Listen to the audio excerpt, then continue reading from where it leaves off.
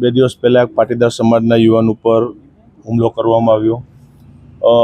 એક જગ્યા ઉપર લઈ જઈ એ યુવાન ઉપર, એના મમ્મી ઉપર, પપ્પા ઉપર જે રીતે હુમલો કરવામાં આવ્યો, આ ઘટનાને વખોડી કાઢી છે. કારણ કે પાટીદાર સમાજનો યુવાન હોય કે કોઈ પણ સમાજનો એક નાનો એવો યુવાન આ રીતે જાહેરની અંદર બોલાવી અને મારવામાં આવે.